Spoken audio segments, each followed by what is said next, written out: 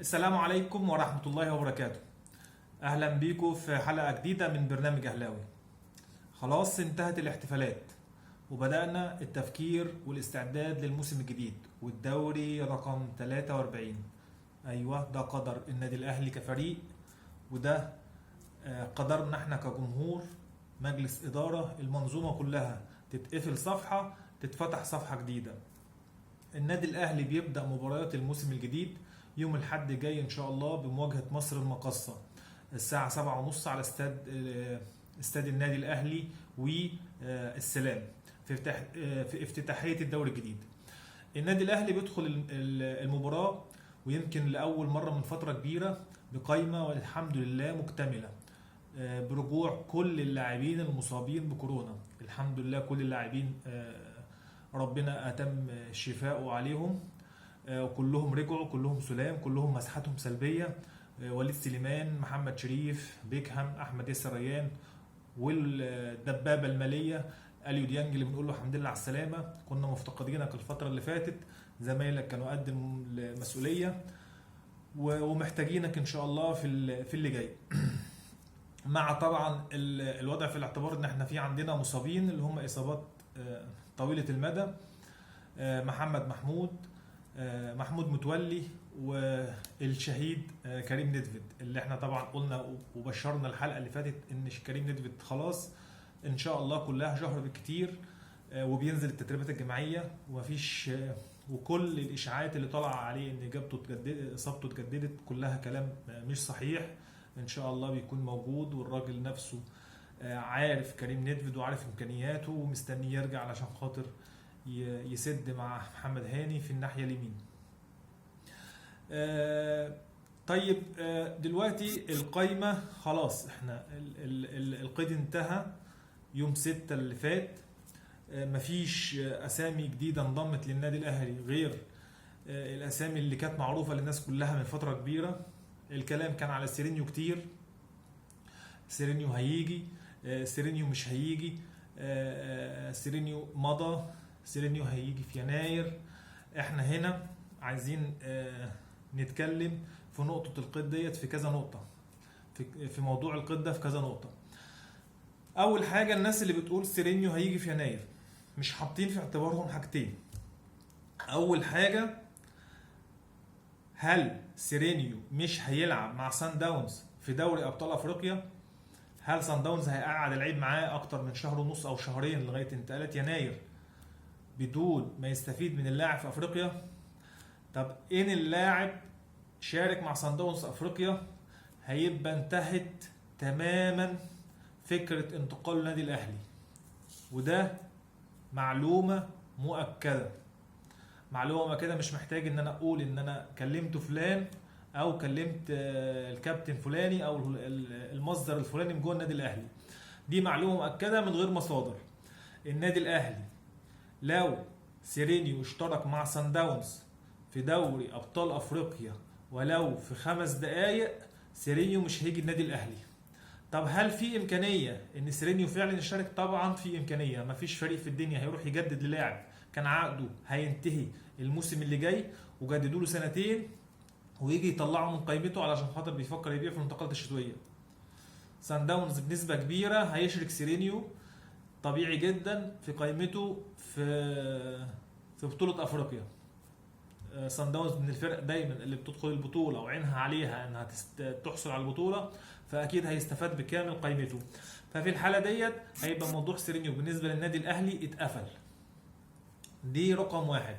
رقم 2، وبرضو الناس اللي مش حاطاه في اعتبارها، القيد الافريقي هيبدا يوم 1 يناير وينتهي يوم 31 يناير، على حين ان الاتحاد المصري المبجل بتاعنا وفي استمرار لمسلسل العك اللي احنا قاعدين اكتر من سنه مع اتحاد الكره المعين برئاسه عمرو الجنايني. شغل العك اللي شغال فيه اكتر من سنه بيستمر في الموسم الجديد. الاتحاد جه واعلن ان فتره الانتقالات الشتويه هتبدا يوم 12 فبراير، يعني بعد 12 يوم من غلق باب القيد الافريقي. طب يا كباتن يا مبجلين يا اساتذه يا عالم يا اللي بتفهم في الكوره واحنا ما بنفهمش، انت عندك 4 فرق مصريه بتشارك في بطولات افريقيا، اهلي والزمالك دوري ابطال، مقاولين وبيراميدز الكونفدراليه. الفرق ديت لو اتعاقدت في خلال الشهر او الشهرين اللي جايين مع لعيبه، هيشاركوا ازاي معاها او تأيدهم ازاي معاها في افريقيا؟ الاجابه لو فضلت مواعيد القيد ديت زي ما هي، اللعيبه ديت مش هتتأيد غير محليا ومش هينفع تشارك في افريقيا. يبقى انت كده ضريت الفرق الاربعه المشاركه في بطوله افريقيا. طب ايه انت في عندك معلومه يا محمد؟ في عندنا معلومه مؤكده بنسبه 1000000%، ان الاتحاد المصري لكره القدم هيقدم فتح باب القيد الشتوي لاخر يناير.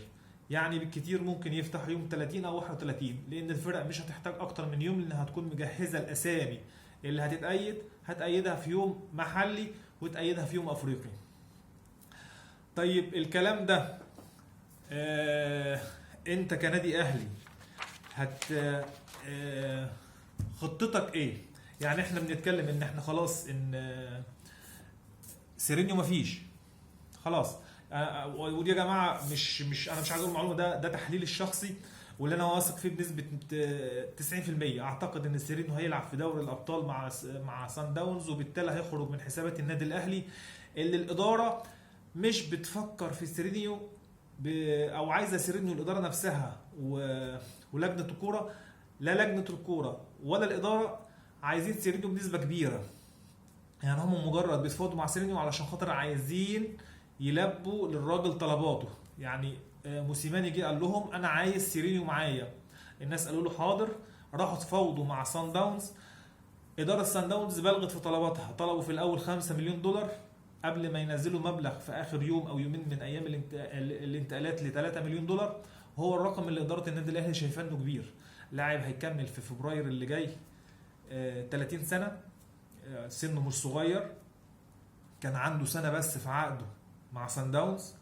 اول ما الاهلي دخل مفاوضات مع سان داونز، اداره سان داونز جددت عقدها مع اللاعب سنتين، مبلغ 3 مليون دولار. اداره النادي الاهلي شايفه ان المبلغ كبير جدا، فقالت للراجل ان المبلغ المطلوب كبير، لو انت عرفت تقلل المبلغ احنا حاطين ميزانيه 2.5 مليون دولار. وخصوصا ان الاهلي لو كان استقر على انضمام سيرينيو في الانتقالات الصيفيه اللي اتقفلت ديت، كان هيضطر انه يسيب جيرالدو، يعني كان هيخسر فلوس برضه. فاداره النادي الاهلي ما كانش عندها الحماسه انها تتعاقد مع اللعيب للاسباب اللي قلناها كلها، السن، المبلغ المالي، انها هتخسر في جيرالدو لو تعاقدت مع اللاعب دلوقتي هتضطر تمشيه. فما كانش عندها الحماسه انها تتعاقد مع اللاعب، وان كانت فتحت قنوات اتصال مع اداره سان داونز برضه علشان خاطر تبقى الامور واضحه. الاداره ما عندهاش حماس بس قالت لو احنا وصلنا لاتفاق ما فيش مشاكل نلبي طلبات الراجل، لكن ما وصلوش اتفاق والقيد اتقفل. فتفكير الاداره اتغير بقى تماما. ازاي يا محمد؟ الاداره ولجنه الكوره في النادي الاهلي شايفه ان احنا مش محتاجين سيرينيو. احنا حاليا دلوقتي مش محتاجين سيرينيو. طب احنا محتاجين ايه؟ الاداره ولجنه الكوره مصره على التعاقد مع مهاجم سوبر يكون مهاجم زي الكتاب ما بيقول، حاجه كده من الارقام ما تقلش عن 30 جون في الموسم. طيب هل هيبقى في صدام ما بين الاداره وموسيماني؟ لا، الاداره وموسيماني متفقين على الموضوع. هم حاولوا في موضوع سيرينيو، صعب انه يجي في يناير للاسباب اللي قلناها. فالراجل مش بيحكم امره، الراجل مرن جدا في التعامل وفي التفكير، وشايف ان برضه وجود مهاجم قوي سوبر مع الفرقه بتاعته ديت هيحلوا مشاكل كتيره هي موجوده حاليا. هو عارف ان المشاكل دي موجوده، وهي اهدار الفرص الكتير. ابرزهم مباراه الجيش انت عندك 5 فرص محققين، انت جبت منهم جون واحد بس اون تارجت. فالارقام ارقام ضياع الفرص في الاهلي مخيفه جدا ومحتاجه حل جذري. طيب اداره النادي الاهلي، هل اداره النادي الاهلي عندها خطه للتعاقد مع مهاجم؟ بالتاكيد عندها خطه للتعاقد مع مهاجم قوي. طب ايه هي الاسماء المطروحه؟ الاسماء المطروحه 3 اسماء، وهنحللهم واحد. رقم 1 وده اللي على القمه وده اللي اداره النادي الاهلي حطها اولويه للتعاقد معاه، واسم للاسف كان من سنتين هيجي فري للنادي الاهلي، ودي كان من ضمن اخطاء مجلس الاداره الحالي اللي بيحاول يصلحه دلوقتي بس كالعاده بتكلفه ماديه كبيره. هو المهاجم التجولي لابا كوجو، مهاجم نادي العين الاماراتي. المهاجم ده كان بيلعب مع نهضة بركان، كان عقده انتهى في الموسم اللي الزمالك فاز فيه بالكونفدراليه قدام نهضة بركان، وبعد البطوله مباشره ارتبط اسمه بالنادي الاهلي. النادي الاهلي تفاوض معاه، اختلفوا على راتب اللاعب مع ان اللاعب كان جاي فري، ودي كانت يعني انا مش عايز اقول عليها كارثه، بس كانت من ضمن خطايا المجلس الحالي ان انت اتفاوضت مع لاعب هيجي لك فري، واختلفت على مقابل المادي للاعب نفسه، العقد السنوي للاعب. اللاعب مضى للعين الاماراتي طوال سنه ونص بيقدم مستويات ممتازه، ارقامه مع العين الاماراتي ممتازه. لابا كوجو 28 سنه، مهاجم سنه مش كبير ومش صغير، في فتره نضوج المهاجم زي ما بيقولوا. اللعيبه عنده 32 مباراه تقريبا، 32 او 33 مباراه مع نادي العين في جميع المسابقات. عنده 25 جول، رقم كبير. عنده 6 اسيست، رقم كبير. اللعيب من اللعيبه الممتازه جدا، انا شايفهم هيكونوا اضافه كبيره جدا للنادي الاهلي. اداره النادي الاهلي مصممه على التعاقد مع اللاعب. وفي نقطه برضه هنقولها بخصوص الموضوع ده دلوقتي بعد ما نستعرض بقيه الاسماء. الاسم الثاني في قائمه المهاجمين اللي النادي الاهلي عاوز يتعاقد معاهم برضو، اسم كان مطروح الفتره اللي فاتت، وهو جاكسون موليكا. جاكسون موليكا كان النادي الاهلي تفاوض معاه، واداره ناديه بلغت في طلباته. حاليا دلوقتي هو على قوه نادي ستاندر لياج البلجيكي، انضم ليهم اول الموسم اللي فات. اللاعب عنده مشاكل مع المدير الفني الحالي، ما اشتركش كتير، يعني من بدايه الموسم هو ما لعبش غير تقريبا 3 ماتشات وعلى طول بره القايمه. اللعيب مش قادر يتاقلم مع الوضع في بلجيكا. ما عندوش مانع انه يجي النادي الاهلي، عنده استعداد، وخصوصا ان الفكره كانت مطروحه قبل كده. في كلام بين امير توفيق واللاعب ووكيله، المواضيع مش بعيده قريبه. هو في الترتيب الثاني، يعني اداره النادي حتى لو ما خلصتش مع لابا كوجو هيبقى الرقم الثاني جاكسون موليكا.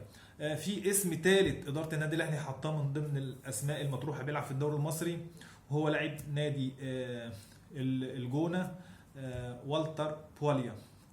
والتر بوليا الزامبي، لاعب كويس، عامل مقدم مستويات، وخصوصا الموسم اللي فات مع الجونه عاليه جدا. مهاجم قوي شرس، بيلعب رجليتين كويس، بيلعب الكرة العالية الهيدرز كويس عنده، احرز منها اهداف كتير الموسم اللي فات. مهاجم، انا شايفه مهاجم متكامل. النقطة الخلاف ما بين إدارة النادي الأهلي وموسيماني إن الراجل قال طالما مهاجم مصري يبقى أشوفه في الدوري، أشوفه في كام ماتش في الدوري من هنا لغاية الانتقالات ما تفتح، أشوفه ماتشاته مع الجونة، أحكم عليه هل هو ده اللي هيكون الإضافة للنادي الأهلي ولا لأ، ونقرر وقتها. دي الثلاث أسماء المطروحة. طب إيه الأقرب من وجهة نظري أنا الشخصية؟ لابا كوجو، لعدة أسباب آسف. لابا كوجو العلاقة الكويسة جدا بين إدارة نادي العين وإدارة النادي الأهلي من ضمن الأسباب اللي بتخلي الصفقة تكون قريبة جدا للنادي الأهلي. احنا شفنا إدارة نادي العين في صفقة حسين الشحات اتعرض عليها مقابل مادي ضعف اللي دفعه النادي الاهلي، يعني اتعرض عليها في حسين الشحات من نادي بيراميدز 8 مليون دولار، الاهلي دفع في حسين 5 مليون دولار. وعلى الرغم ان المقابل المادي كان اعلى، الا ان اداره العين فضلت العلاقات الكويسه بينها وبين النادي الاهلي تستمر ورغبه اللاعب. فكون ان في اداره بتفضل رغبه اللاعب على المكسب المادي، فده يدينا فكره على نوعيه الاداره ديت والعلاقات بين الاداره النادي الاهلي واداره نادي العين.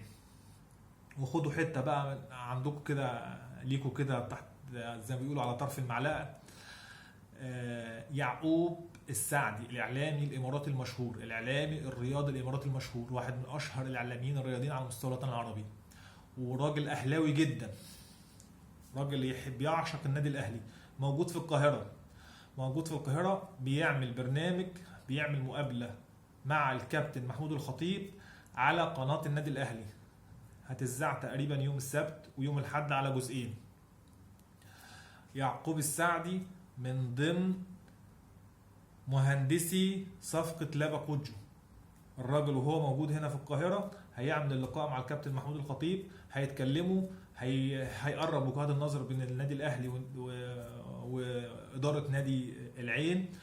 فانا شايف ان اللي هيكون اقرب بشدة جدا لابا كوجو.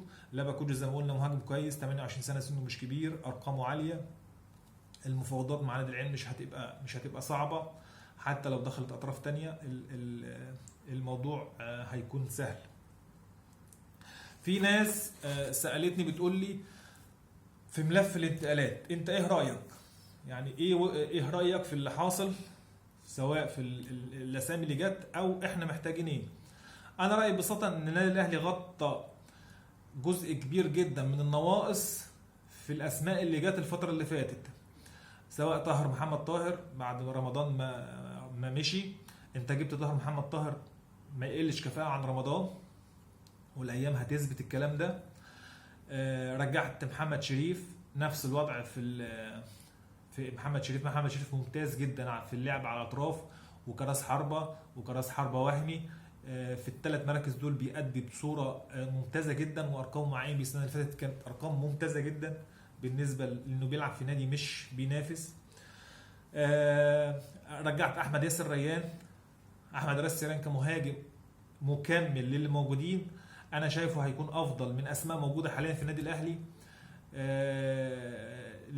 اللاعب عنده استعداد للتطور، عنده رغبه في التطور، فبرضه اضافه. رجعت اكرم توفيق بديل ممتاز، سواء لمحمد هاني في ناحيه الباك اليمين او للثلاثه اللي في نص الملعب، ديانج والسوليه وحمدي فتحي.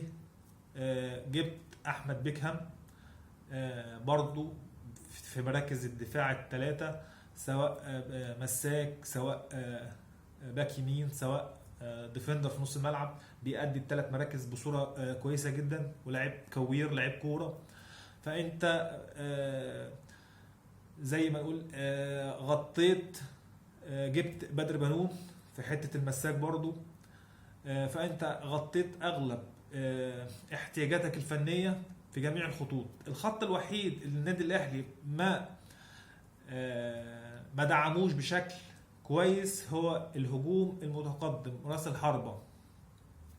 طيب انا كمحمد رايي ايه؟ انا رايي طالما احنا خلاص القيد اتقفل واحنا رايحين لفتره القيد الجديده للميركاتو الشتوي، واكيد جيرالدو هيكون راحل، الاهلي هيوصل معاه الاتفاق بالرحيل، سواء بفسخ عقد او اعاره او بيع نهائي. فانا شايف ان برضو الاهلي يسوق مع جيرالدو، ورأيي ده هيكون صادم شويه، جونيور اجاييه. يعني انا وجهة نظري انك تسوق مع جيرالدو جونيور اجاييه في حالة لو سيرينيو لسه موجود على طاولة المفاوضات بين النادي الاهلي وصن داونز، وصن داونز زي ما قلنا مش هيشركوا في دوري الابطال، بحيث ان الاهلي يقدر يستفيد منه. وقتها انت هتمشي جيرال اجاييه وهتجيب سيرينيو مكانه. طرف انا شايف لو حطينا الاثنين في كفه، لا، كفه سيرينيو هتكون ارجح من كفه النيجيري. ومكان جيرالدو تجيب مهاجم، سواء جاكسون موليكا او لابا كوجو، كنت انا افضل لابا كوجو. وقتها هيبقى يعني هجوم النادي الاهلي اقل ما يوصف بيه وقتها انه مرعب، لما يبقى حسين الشحات على اليمين، لما يبقى سيرينيو على الشمال، والاحتياطي بتاعهم كهربا ومحمد شريف وطاهر محمد طاهر، وقدام راس حربة زي لابا كوجو. احنا بنتكلم في هجوم مرعب بمعنى الكلمة، هجوم مرعب، هجوم مش مفيش دفاع هيقدر على هجوم بالمنظر ده. وانت عندك تحت في نص الملعب في صناعه اللعب انت عندك كتير لعيبه من احسن صناع اللعب في الدوري بالارقام، سواء ناصر ماهر اللي اعلى معدل صناعه لعب السنه اللي فاتت مع انه كان بيلعب مع سموحه، زائد مجدي قفشه اعلى لاعب صناعه لعب في نادي الاهلي الموسم اللي فات. فانت عندك اعلى 2 لعيبه في صناعه اللعب، عندك هيبقى ثلاثي هجومي قدام خطير، بدايلهم اخطر. اعتقد ان لو ده السيناريو ده اللي تم، هجوم الاهلي هيبقى هجوم مرعب، وهنبقى رايحين كاس العالم للانديه مش علشان خاطر التمثيل مشرف، لا احنا رايحين نعمل نتيجه كويسه، نتيجه تفرح كل الجمهور الاهلاوي. في مواجهه مرتقبه جدا جدا جدا بين النادي الاهلي والاتحاد المصري لكره القدم، او اللجنه الخماسيه او الثلاثيه دلوقتي او الثنائيه، ما اعرفش مين اللي مشي منهم غير محمد فضل واحمد عبد الله، نسميهم اللجنه الخماسيه. المواجهه متمثله لو اللجنه دي كملت، واللجنه دي لو ما كملتش هتبقى المواجهه مع الاتحاد اللي جاي. يعني هي مواجهه موجوده سواء اللجنه الخماسيه او الاتحاد، لان الناس عندنا صراحه في الكره المصريه مش بيفكروا التفكيرات غريبه ومش منطقيه وتفكيرات كلها شمال. المواجهه متمثله في المنتخب الاولمبي. الكابتن شوقي غريب عاوز يعمل معسكر شهر استعدادا لاولمبياد طوكيو. انا مش عارف ليه شهر، يعني انت ليك 7 ايام زي ما الفيفا بيقول كويسين قوي، واللعيبه كلها بتاعتك بتلعب في الدوري، عندها حساسيه مباراه في الدوري اللي لمهم اسبوع، وروح اعمل اللي انت عايز تعمله في الاولمبياد وتيجي. لكن انك تاخد شهر عايز تلعب في الشهر ده 8 ولا 9 مباريات كتير وامر مبالغ فيه على الاولمبياد. يعني انا شايف ان احنا الهدف انك كنت تصعد اولمبياد، فكره انك تجيب ميداليه في الاولمبياد هيبقى صعبه جدا. هو الطموح مش مشكله، بس هيبقى على حساب حاجات كتيره من ضمنها الدوري المصري. شوقي غريب عايز يعمل معسكر شهر، وفي خلال المعسكر الشهر الاتحاد المصري مش عايز يوقف الدوري. يعني انا كنادي اهلي مثلا، في انديه كتير تاني ليها الحق انها تعترض على الموضوع ده، لكن انا بتكلم هنا عن النادي الاهلي. النادي الاهلي عنده اكتر من 6 لعيبه او 7 لعيبه اساسيين جوه فرقه النادي الاهلي هيلعبوا مع المنتخب الاولمبي. انت جاي تقول لي انا هعمل معسكر مش في الاجنده الدوليه واخد منك كل اللعيبه، وفي نفس الوقت انت هتلعب الدوري العام. صراحه ده انا ابسط وصف للعك ده، انك بتعمل تشكيله غريبه من العك الاداري.